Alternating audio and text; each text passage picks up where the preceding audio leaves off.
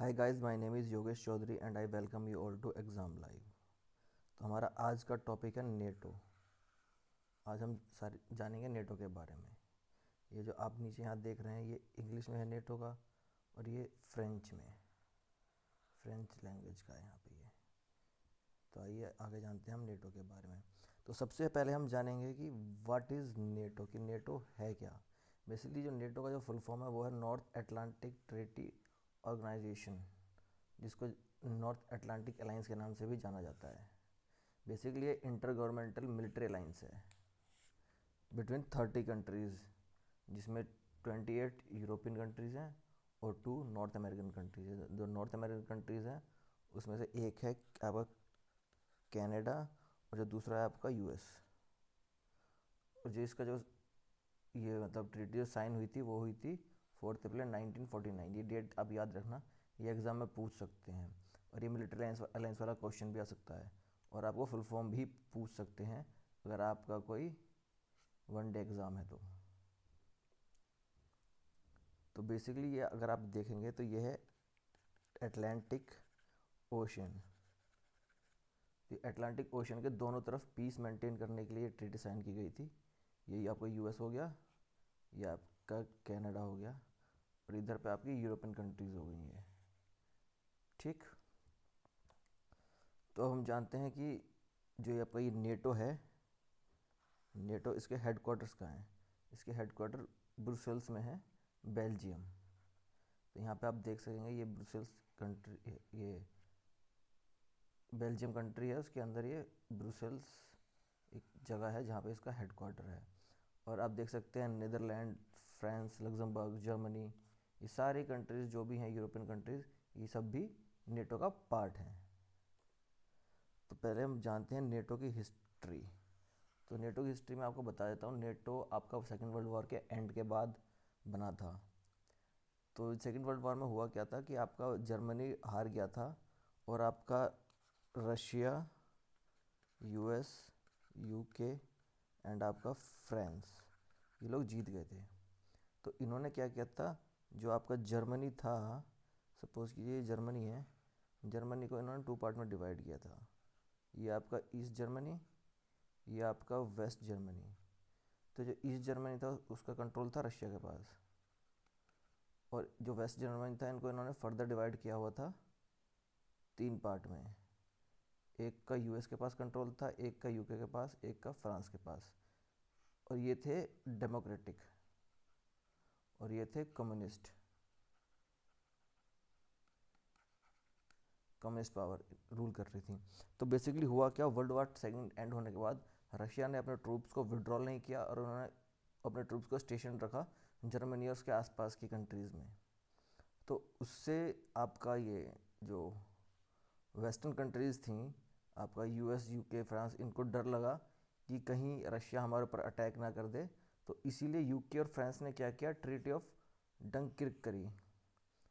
ठीक, और ये बेसिकली सोवियत अटैक को बचाने के लिए था, कि सोवियत इनके ऊपर अटैक ना करे।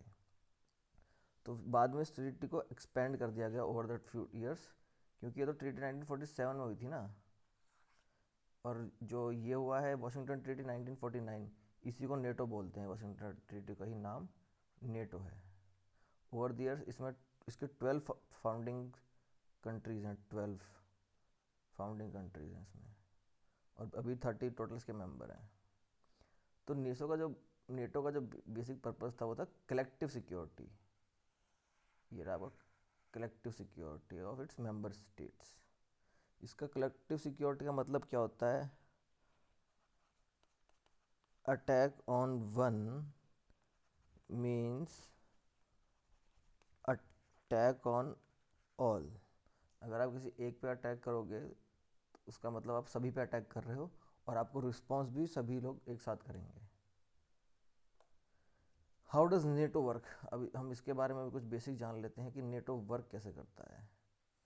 नेटो वर्क कैसे करता है, वही आपका अब जो है इसका फ्रीडम प्रोटेक्ट्स मेंबर की जो उसकी weapon of mass destruction, terrorism and cyber attack से, जो उसके जो बेसिक 2 आर्टिकल हैं इम्पॉर्टेंट, एक है आर्टिकल 4 और दूसरा है आर्टिकल 5।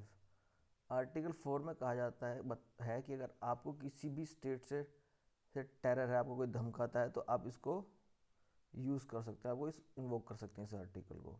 और आर्टिकल 5 में क्या होता है, अगर आपके ऊपर एक्सटर्नल एग्रेशन होता है तो आप इसको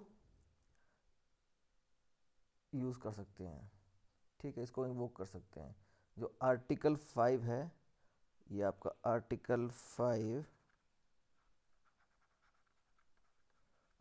5 अभी सिर्फ एक ही बार इन्वोक किया गया है, वो भी यूएस द्वारा, जब 9/11 का अटैक हुआ था यूएस पे।